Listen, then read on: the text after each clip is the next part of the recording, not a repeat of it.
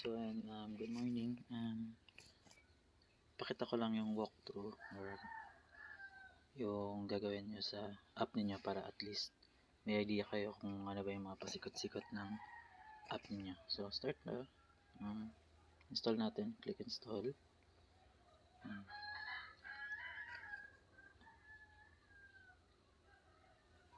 So, kapag may lumabas na ganito sa inyo, na Google Play Protect, huwag nyo click yung got it kasi hindi yan siya mag-install. Punta ka sa more details, install anyway. Yung reason kaya may siya, na naka-block siya kasi hindi pa siya nakalagay sa Google Play Store. Kasi may mga diba? May mga apps na kino-considered na may virus ni Google Play. So, pinoprotektahan yan. So, since tayo naman gumawa nito, install anyway nyo lang. Then, press nyo open. Ayan. So mapansin nyo kayo na may loading siya. So, for example, nilagyan ko siya ng parameter na kapag walang data, ulitin lang natin. So, man-install na siya. So, hanapin mo natin si Agrinide. So, ayan. So, sorry, there's no internet connection. Please connect to the network and try again. Kung mapansin nyo, medyo naglo-loading siya or naglo-loop siya kasi nga walang connection. So, kapag break natin yung wifi,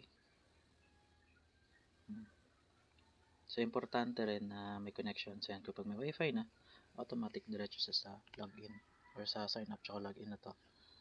Ang importante kasi na may internet. Isa sa mga requirement kasi nga yung data na kinukuha sa Arduino or sa device niyo or sa robot, sa microcontroller ay diretso online. So, kailangan din na siya online. Especially yung mga data dito ay nakasave siya online kasi nakasave siya sa Firebase na real-time database.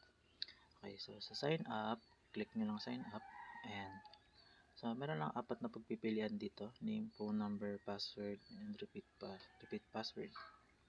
So, halimbawa, click ni user yung sign up. Click niya. Nasa, please fill up all fields. Hindi dyan nawawala. Okay lang yan. And, for example naman, kung mag-back siya, mag-press back siya, babalik lang din siya sign up or login. So, hindi ko na siya nalagyan na, for example, kung mag-back pa siya, na mag-exit. Mano-mano i-exit na to ni user. Balik tayo sign up. Name. Kung gagamit kayo ng mga device ninyo na cellphone, baka mapansin nyo kasi sorry kasi din naman talaga ako designer. So kung mapansin nyo yan na nasisira yung layout kasi nga dahil sa keyboard. So gawin nyo na lang sa keyboard niyo, gawin nyo siyang floating para hindi masira yung layout. So dito, since nasa sign up tayo, lagyan lang kayo ng kahit anong pangalan. For example, George. Kung lagyan yung last name, kung record or hindi, kahit pangalan lang.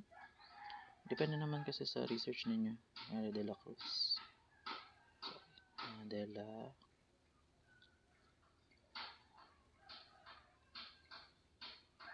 Cruz. So, phone number.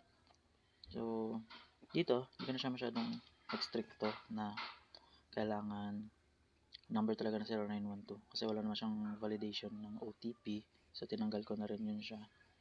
Sa ano yata may OTP. Medyo mahirap kasi yung OTP kasi may subscription siya. So, ano lang muna tayo. Kahit anong number lang ko. 091234567889. Password, hindi na rin ako naglagay ng field validation na kailangan may uppercase, lowercase. Basta kahit anong password lang. Kahit nga 1, 2, 3, 4, okay na yun. Okay, so sasadyain natin na baguhin or ibahin.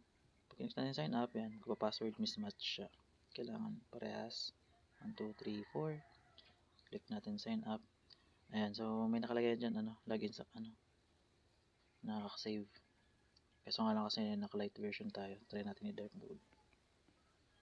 So, ano yan? Nakadepende yan sa app ninyo. So, try ulit natin mag-sign in. Kasi baka magulat kayo kung akala nyo walang laman yan. Kunyari ay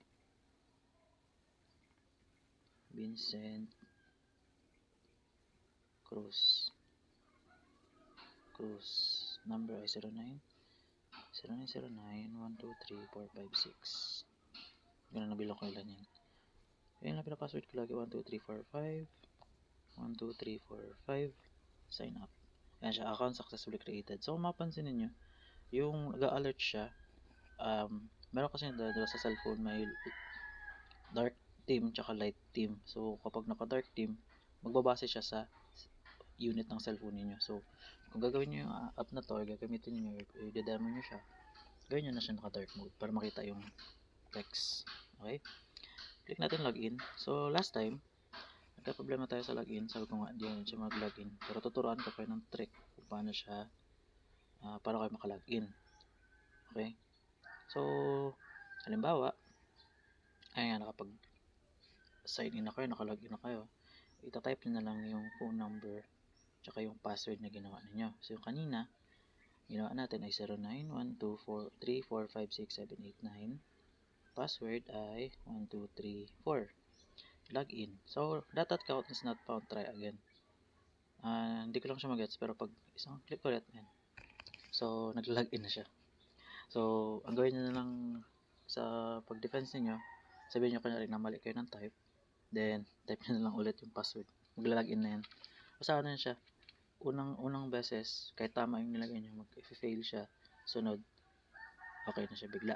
Okay, so next na. Kung mapansin nyo, George Ilocos ang pinangalan natin. Kapag kinlik ko dito sa taas, meron tayong mga button sa taas.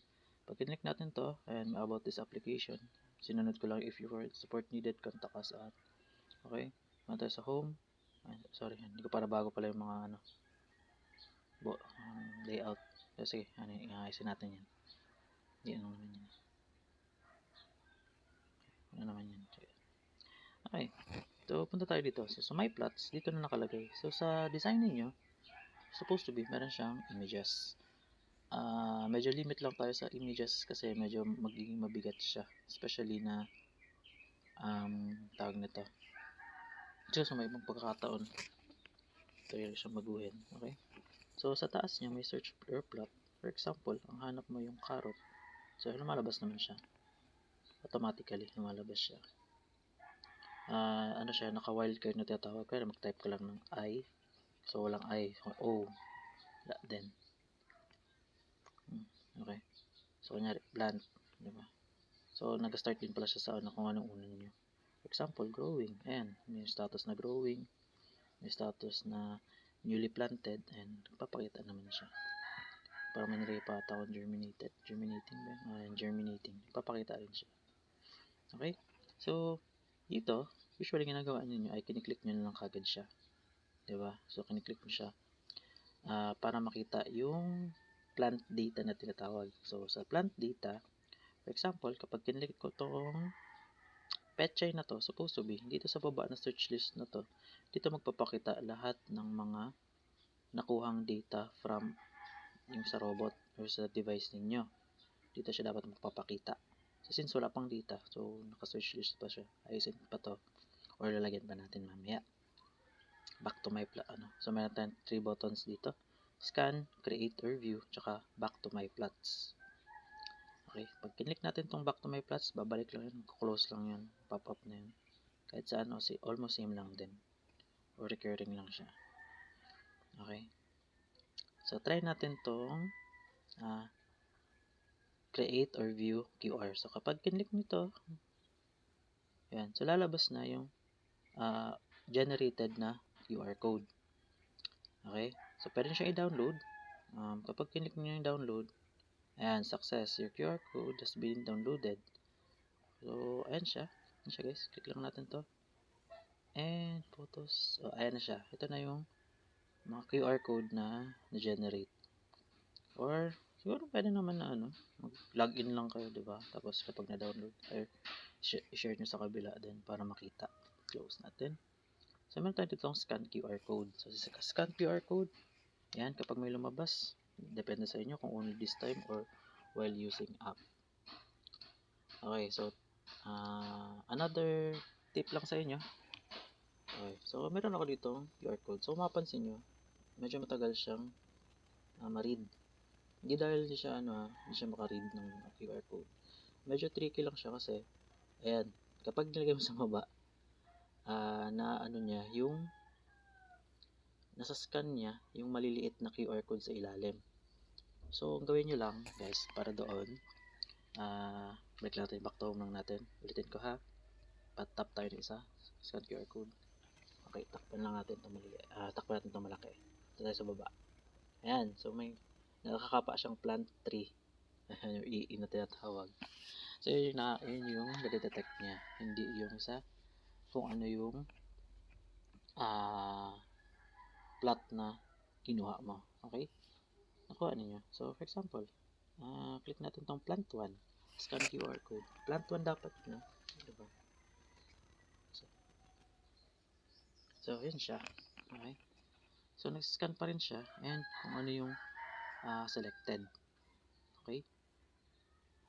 So, yun siya.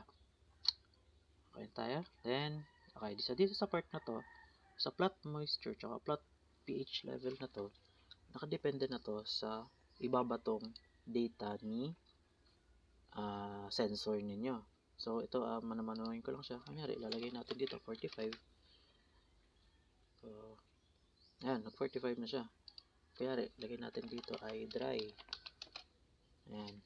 So, automatically, kahit wala akong kiniklik, wala akong tinatap kasi mapapansin nyo naman sa record, ay nagtatap or gumagalaw yung ano, kung saan yung nagtatap. Wala akong nagtatap kasi ito ay automatically nagre-refresh siya depende sa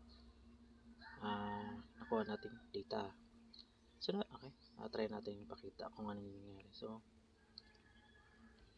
diba dito, pinakita sa inyo ni engineer na ayan, yung moisture na to ay nagbabago siya or kakaroon siya ng or change siya depende sa madedetect ng device. So, kunyari, ayan, katulad kanina, binabago ko lang siya mano-mano kasi yun yung sabi ko na kailangan palitan ko yung data. So, 40. Kung mag-40 siya, wait tayo sa ating ano. So, ayan, nag-40 na rin dito siya. Okay, kuha nyo. Sa capture data, ayan, so kapag click natin capture data, kung gusto na natin i-save yung makukuha nating data mula dito. So, pag ni-yes natin, wala siyang pop-up kahit ano, pero nakasave na yun siya para natin malaman. Balik ko tayo sa camera. Okay, walkthrough ko lang kayo. So, ayan, meron siyang plot data. So, si plant 1 kanina, plant 1 din ngayon. Okay? So, ayan siya yung kanina yung dry, 40. So, naka-dataset yan siya. So, mamaya makikita natin. Okay, walkthrough ko na lang kayo. So, sa kanina, yung mga, doon nalagay ko lang user accounts, dapat ano yun plot accounts. Okay, so yun yung carrot, pechay, plant, 5, nandito na halos silang lahat. So, ito na yung mga data na nakasave. Yan, akit tayo sa taas. Sorry, ngayon, login lang ako yung regarding view. So, ito naman, yung mga user account na makikita natin. So, meron siyang name, kanina, password, and phone. So, pwede na siya itong gamitin para makapag-login sa inyong application. Okay. Yan siya. Okay. So, break tayo sa ating data, plant data. Okay. Back to home tayo. Pag-click natin back to home, ayan. So, makapansin, tawag nito. So, paano po magdagdag ng plots? Gawin nyo lang, click lang itong button na itong may plus sa baba. Mapapansin nyo, kung nyo siya mapapansin, so, lagay lang tayo ng X, yan. So, may plus dito sa baba na add button. So, click lang natin yan. May siya add details. Anong pangalan? For example, ang tinanim nyo nasa plot ninyo ay strawberry. Nagata ng 1. Anong klaseng crop siya? Strawberry. Kailan siya tinanim? So, dito, magkakaroon siya ng pop-up na kung kailan siya, anong date.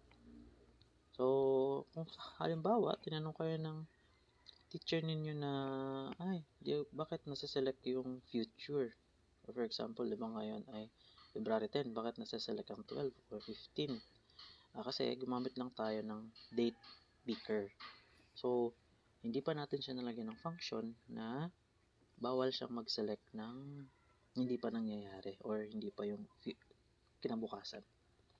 Okay, so yun isa sa mga limitation ng inyong application. So, hindi pa kayang gawin na ma-detect. So, syempre, as a human, for example, sabihin na natin, na-click natin February 29. Ayan. Save natin, yes. plot has been created. Ito na yung strawberry 1. Ayan na siya. Ito 29. Nagkamali tayo ng click. So, anong gagawin natin? So, katulad nito, sobrang dami na niya. Ang gagawin nyo lang, huwag nyo lang itap basta. Pag tinap kasi, yun yung mangyayari. Gawin nyo lang, press ng matagal, then may lalabas na pop-up. Yung info niya pa rin, pinapakita niya lang. May tatlong pagpipilian, delete, cancel, tsaka edit. Ito na yung pwede nyo baguhin or i-edit yung data ng inyong data or information. So, press natin itong edit. Pag click ng edit, ayan siya. So, yung mga data kanina, pwede nyo siyang palitan. Okay? Mapapalitan na siya.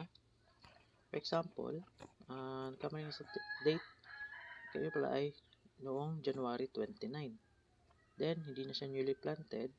Siya ay nasa stage na germinating. Pwede na siyang palitan. And, save. Okay, or save or update. Okay? You wish to update this data, update. Plot has been updated. Kung mapansin nyo na, germinating na siya. Then, yung kanyang date planted is January 29, 2024. So, for example, since, nagkamali na ng click, na-press na long press, pero click yung cancel, para ma-cancel lang siya. Okay, katulad nito, naglagay ako ng mga dummy plot name, katulad ng EE, walang inyong EDF. Long press ulit, hanggang lumabas, press ang delete, EE has been successfully deleted. Wala na si EE. Ayan siya. So, pwede siya delete. Ang problema yan, i-delete nyo lang. Ayan siya. Example, nagkamali lang kaya. Okay? Ayan siya, na-scroll naman siya, scrollable. So, yung kanina, okay, sabi ko nga kanina, supposed to be, lahat ng, katulad lang din siya ng case nito, dito. Kasi sa plot name na to, mga ganyan mga plot name, mapupunta lang dapat siya sa loob nito. So, sa ngayon, since wala pa nga actual data, so kailangan natin yung actual data talaga na ibabato ng robotics para malagay natin siya dito. Dito siya magpapakita. Okay pa? So, yan. Yan, meron tayo ditong logout. Kung gusto nyo i-logout, yes. Babalik lang siya sa sign up and login button.